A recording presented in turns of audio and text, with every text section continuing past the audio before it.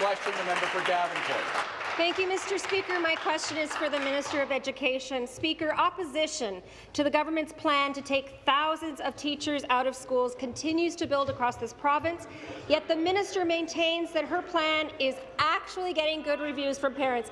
Yesterday, Mr. Speaker, the Ontario Association of Parents in Catholic Education, a parent organization that has been around for 80 years, challenged that notion. They said, and I'm going to quote, "We believe that the changes tabled do not reflect the voice of parents in this province or the betterment of education for our children."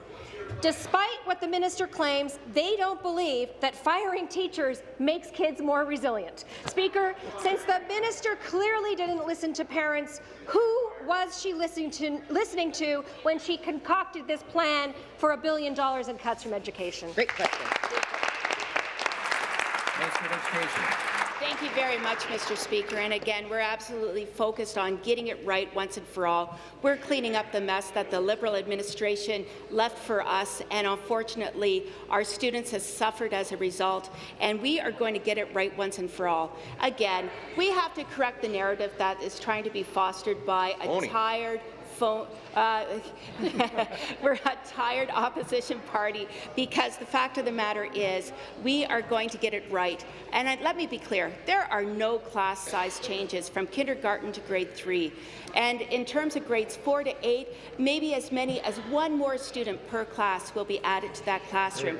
And when it comes to our mature high school students, we want to make sure we align with other jurisdictions across Canada, because employers are asking our graduates to be coming out of high school with proper job skills and proper life skills. And I'd also like to share, you know, people are referencing different quotes. I want to talk about something I learned from David Johnson, a professor at Wilfrid Laurier University.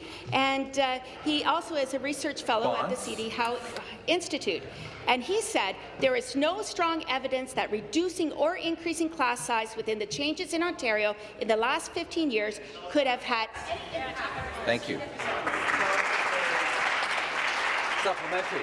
Mr. Speaker, this is not 21st century learning, this is 19th century learning, where the rich can pay for face-to-face instruction, and it's the school of hard knocks for everyone else. Speaker, we don't need an expensive online consultation to tell us that no parent voted for classes bursting at the seams and less support for their kids. Just listen to parents. She said bigger class sizes will have a negative impact on students and will, and I'm going to quote again, mean a reduction in the number and variety of programs and supports for students and at-risk students in some schools. Speaker, instead of testing the resiliency of our kids by jamming them into, yes, 40-plus student classrooms and cutting $1 billion, why won't the minister invest to make our schools more resilient? Members, please take their seats.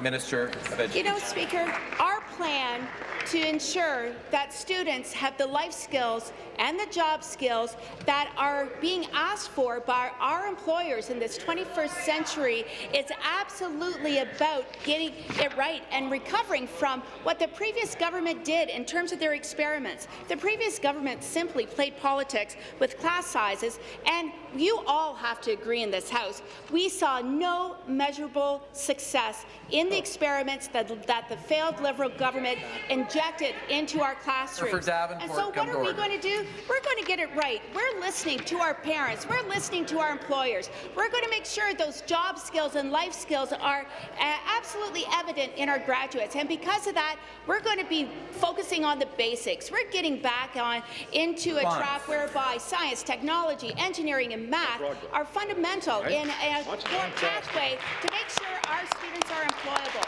Thank you. Thank you.